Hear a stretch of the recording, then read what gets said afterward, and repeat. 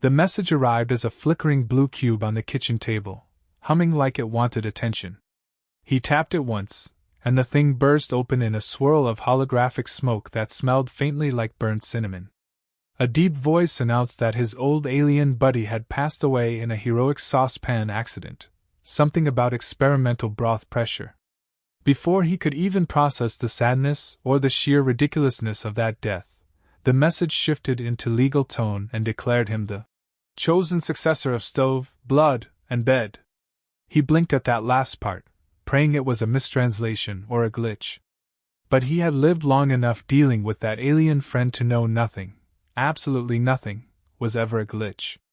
He traveled to the location listed in the message, and the moment he saw the structure, his soul attempted to leave his body. The building hovered above the ground, half of it flickering like a glitching video game map.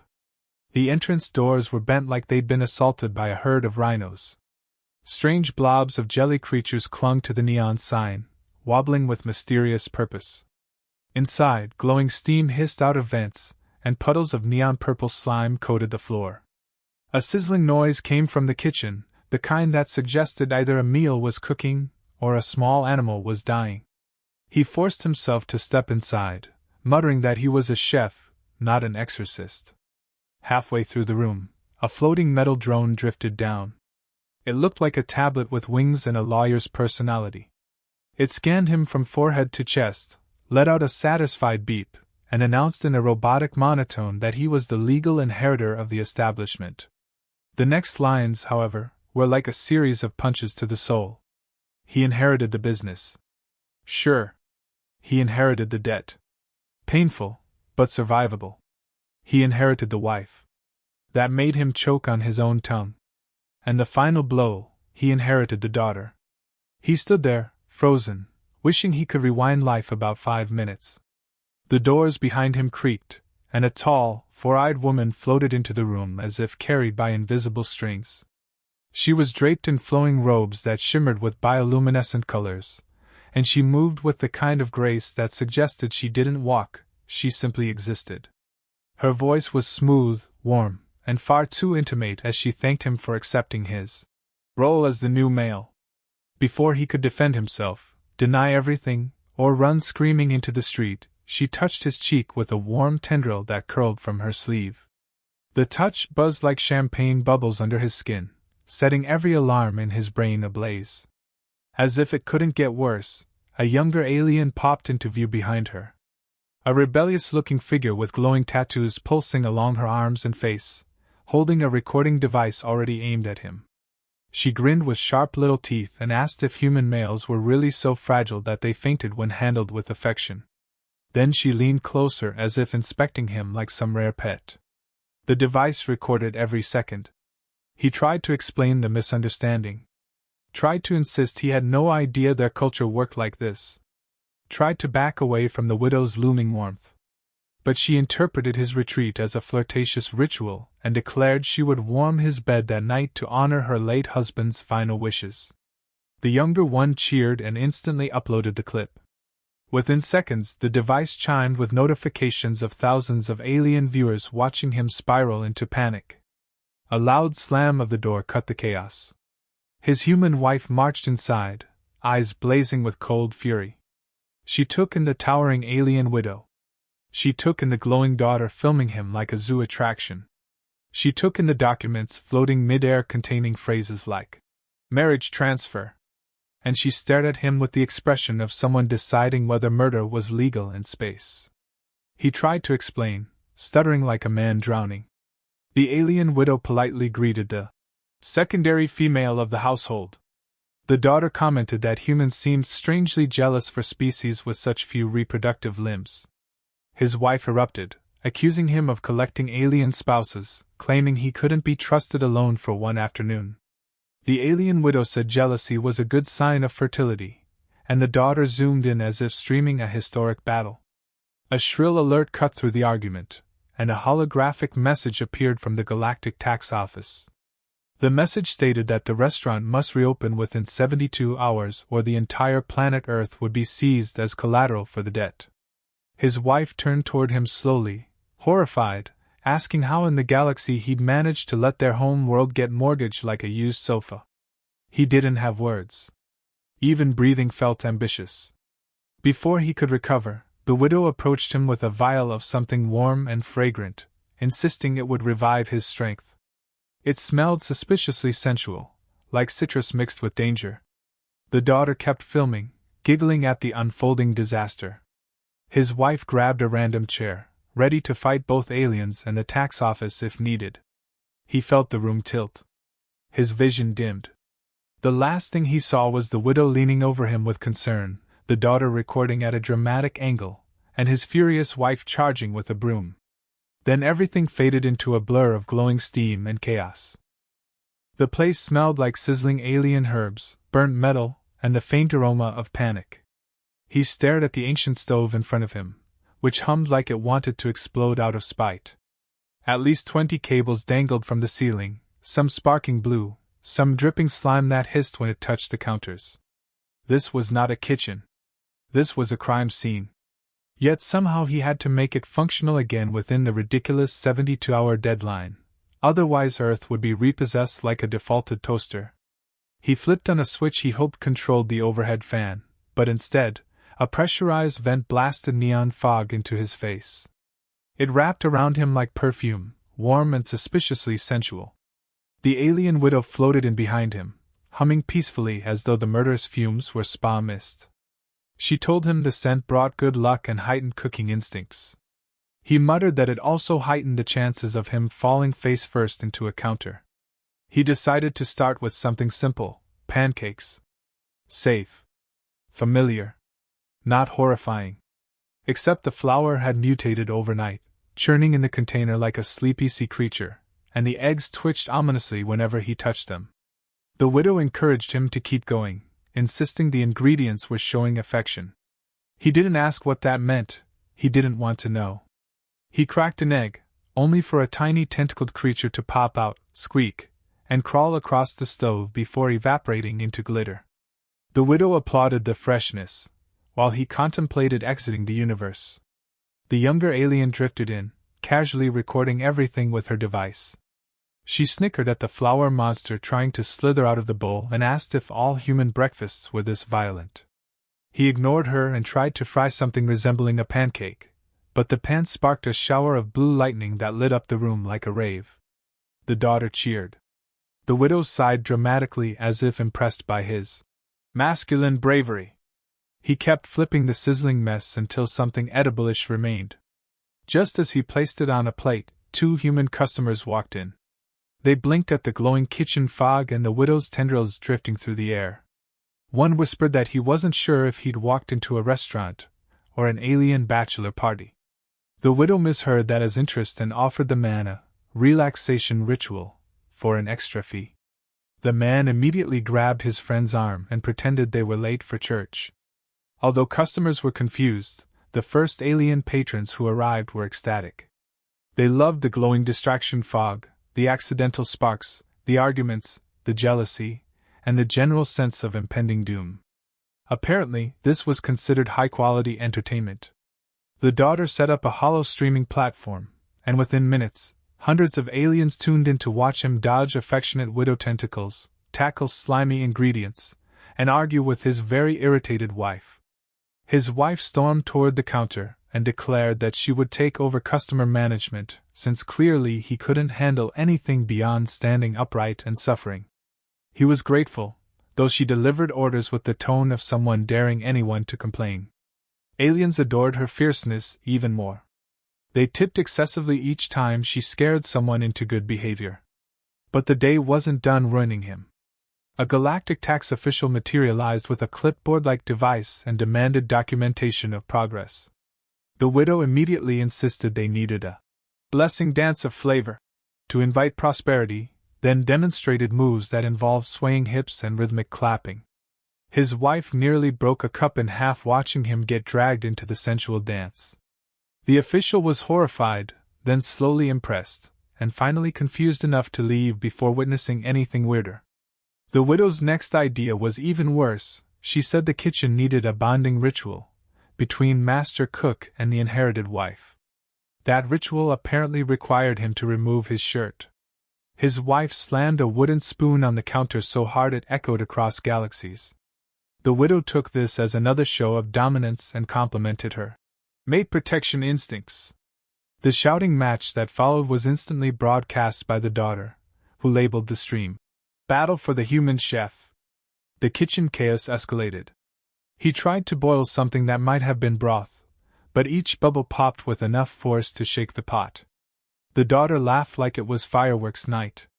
The widow fluttered around him, offering exotic spices that shimmered with magical instability. His wife barked orders like she was leading a war squad. Then, in a moment of desperation and pure human instinct, he grabbed random ingredients, earth spices, alien herbs, a glowing fruit, something that looked like edible moss, and tossed them together. The mixture sizzled violently, then settled. When he cooked it, the dish emitted a mesmerizing aroma, warm and strangely seductive. The first alien who tasted it screamed with delight. The second fainted. The third demanded 10 more plates. Suddenly the place was packed. Money poured in. Chaos multiplied. His wife glared but admitted the dish was genius. The widow declared it proof of his compatibility as a mate. The daughter zoomed into his panic-stricken face and told her viewers, "This human is going to snap, and I will capture it."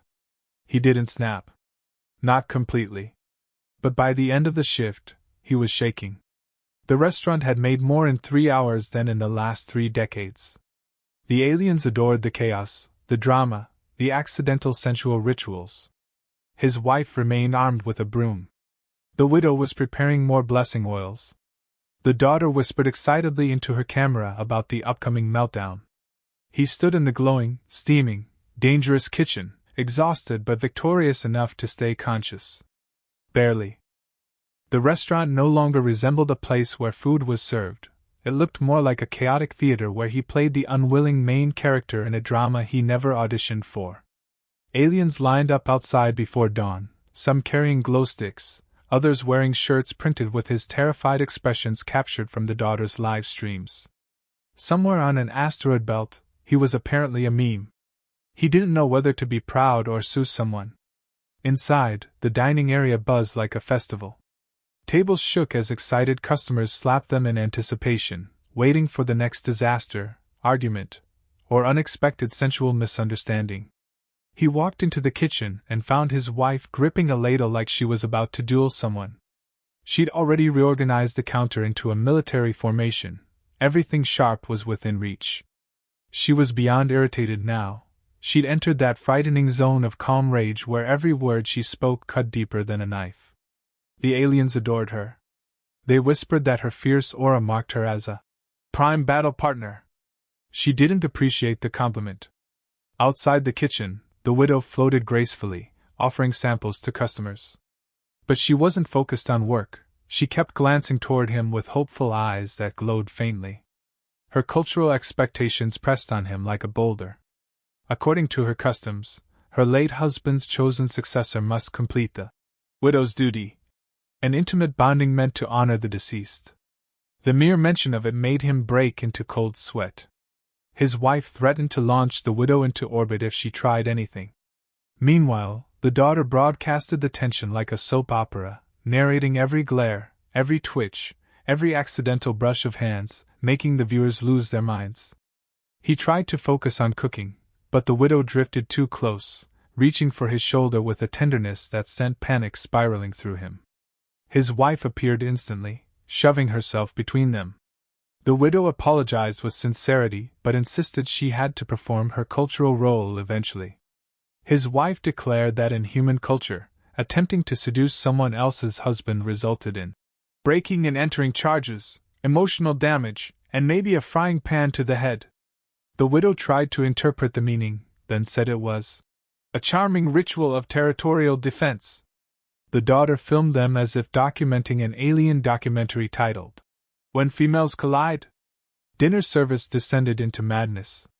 He was plating a glowing fusion dish when his foot slid across a slick patch of alien oil apparently spilled from the widow's ceremonial container. His arms flailed, the plate launched into the air, and before he could recover, both the widow and his wife lunged to catch him. They all crashed into a heap on the floor. The daughter cackled with delight. Customers cheered. Some aliens tossed credits at them like they were tipping street performers. His wife scrambled off him in outrage, swearing vengeance on the oil responsible.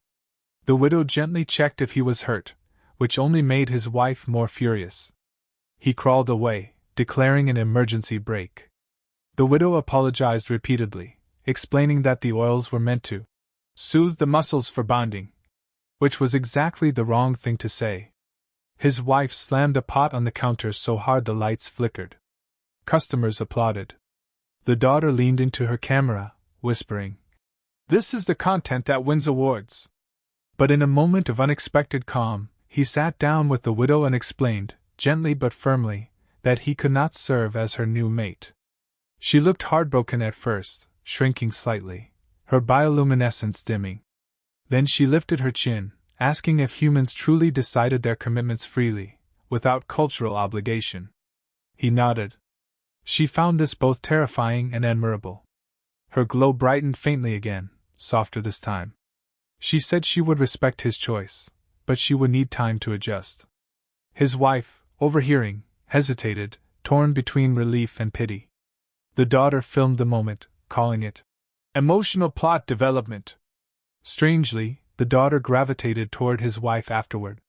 She asked questions about Earth's sarcasm, fashion, and insults. His wife, never one to turn down a chance to vent, taught her a few sharp remarks, which the daughter repeated with far too much enthusiasm. In exchange, the daughter shared alien insult phrases, some of which made passing customers gasp.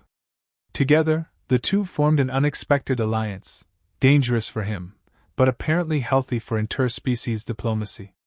The peace didn't last long. The galactic tax investigator returned, frowning at the latest revenue numbers. The money was flowing, yes, but the official claimed chaos-driven income was unstable and not accepted as proof of long-term business viability.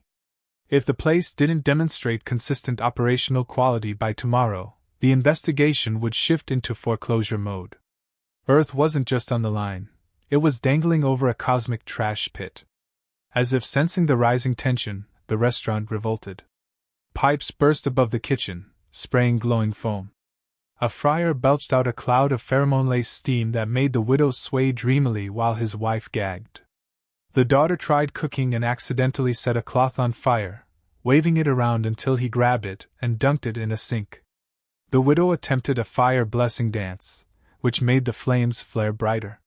His wife shrieked and slapped the fire with a pan, somehow extinguishing it through sheer human rage. That was it. He snapped. Or something inside him did, not in a defeated way, but in a furious, exhausted, deeply human way. He shouted over the chaos, declaring that humans didn't surrender to disaster. They adapted. They improvised. They solved problems with tape, stubbornness, and caffeine. Everyone froze, staring as if he just evolved into a superior life form. The widow looked inspired. His wife looked proud. Even the daughter stopped filming. He rallied them all to prepare for the final inspection tomorrow. No mistakes. No chaos. No dances. No seduction oils. No exploding ingredients. The restaurant would function like a proper kitchen, if it killed him. As the night closed in, they worked together, a bizarre family forged by crisis. The widow learned boundaries. The daughter followed instructions, mostly. His wife organized everything with terrifying precision. For the first time since inheriting this mess, he felt a spark of hope that maybe, just maybe, he could pull this off. Even if every bone in his body insisted disaster was still lurking around the corner. He woke up the next morning with the unmistakable feeling that the universe was laughing at him. Not a polite chuckle either, more like a full-on cosmic belly laugh aimed directly at his skull. He could still hear his wife pacing in the hallway, muttering the kind of curses that would make a pirate blush, while the alien widow hummed happily in the kitchen as if she already owned the place. The smell coming from there was somewhere between toasted cinnamon and burning rubber, which meant she was cooking again. The daughter, meanwhile, had barricaded herself in the guest room and declared Earth an inadequate habitation sphere, which he guessed was alien talk for this planet sucks. He didn't blame her. If he had been dragged across the galaxy because some bizarre inheritance law said he now belonged to a weird pink-skinned species, he'd also be sulking behind a locked door. But he didn't have time to focus on domestic madness, not when the Galactic Tax Office had made themselves perfectly clear. Reopen the restaurant or Earth gets repossessed like a broken toaster. He had 24 alien hours left, which converted to something like 30 human hours. Enough time to panic, but not enough time to panic effectively. He dragged himself off the couch and marched into the kitchen, finding the alien widow stirring a pot with a spoon the size of a baseball bat. She turned to him with a bright smile, the kind of smile that suggested she had absolutely no idea how close he'd come to collapsing from stress. She called him husband unit, again, gently patting his cheek as if they'd been married for years. He didn't have the strength to argue, not when she was twice his height and had 4 elbows. He needed a plan, preferably one that didn't end with divorce, planetary foreclosure, or him becoming the father of some kind of hybrid kid through bureaucratic accident. So he called an emergency meeting in the living room. His human wife showed up with crossed arms and murder in her eyes. The alien widow came with a notebook full of enthusiastic restaurant ideas. The daughter came too, but only because the alien widow forced her to. She sat on the armchair like it was a prison throne, glaring at everything. He explained the situation in the calmest voice he could manage. They needed to reopen the restaurant immediately, even if it wasn't perfect. Serving anything that wasn't toxic would count. The alien widow perked up instantly. Apparently cooking was her idea of bonding. His human wife, on the other hand, was still hung up on the whole alien wife inheritance thing. But when he said Earth was at risk, she sighed and agreed to help. She didn't do it for the aliens.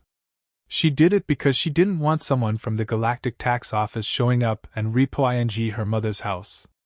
They all piled into the shuttle the alien widow insisted was now family transport property. He still had no idea how to pilot it, but the widow took the controls with ease. She flew like someone who believed traffic laws were optional suggestions. His wife screamed 3 times. He screamed 4. The daughter only raised an eyebrow, which somehow made it worse. When they arrived at the inherited restaurant, it looked even sadder than before. The sign flickered like a dying firefly, the tables were dusty, and the main dining screen still displayed a paused advertisement for alien insurance. But he didn't have the luxury of despair. They got to work.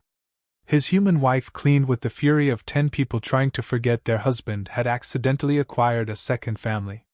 The alien widow handled the kitchen, preparing dishes that bubbled and hissed but smelled strangely incredible. The daughter refused to help until the alien widow shouted something sharp in their language, after which she begrudgingly began programming the digital menus and translating items into Earth-friendly names. Apparently, simmered Vorkal entrails didn't test well with Terrans. She changed it to fusion noodles. By the time they finished, the place actually looked functional, barely, but functional was all the tax office required.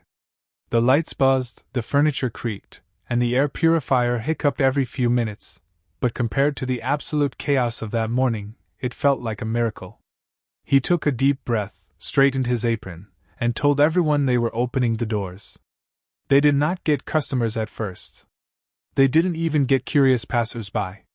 The daughter said this was predictable, given the restaurant's reputation for nearly poisoning 3 ambassadors last year. Just when he started to panic again, a single alien wandered in, sniffing the air with interest. The alien widow served him the first bowl of fusion noodles. The alien tasted it, blinked twice, then let out a joyful trill. Within minutes, he sent out a glowing review on the local network. 5 stars. Surprisingly non-lethal. The review read, which apparently was a huge compliment in this part of the galaxy. More aliens trickled in. Then more. Soon the restaurant was buzzing with customers. His human wife ran the register with ruthless efficiency. The alien widow cooked with unstoppable enthusiasm, and the daughter handled customer complaints with sarcasm sharp enough to cut metal. It was chaos, but profitable chaos.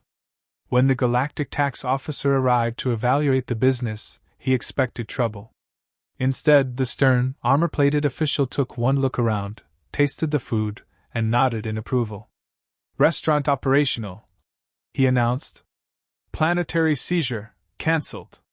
Jake nearly fainted with relief. The officer added, "Additionally, human unit proves unexpectedly competent. Inheritance remains valid." That statement, unfortunately, made the alien widow beam and his human wife groan. But before an argument could break out, the officer stamped the approval and left. By closing time, the family, whatever bizarre configuration it now was, sat around a table exhausted but victorious. His wife leaned against him, muttering that she still wasn't okay with the whole alien wife situation but was willing to negotiate ground rules. The alien widow smiled warmly at both of them, calling it a successful first day of our shared domestic commercial bonding. The daughter announced she still thought humans were primitive but admitted the restaurant might actually work. He realized then that he didn't just reopen a failing business, he somehow turned an intergalactic bureaucratic nightmare into something functional. Maybe even something good. He wasn't sure how any of this would work long term. But for tonight, Earth was safe, the restaurant was open, and everyone was, shockingly, not trying to kill each other.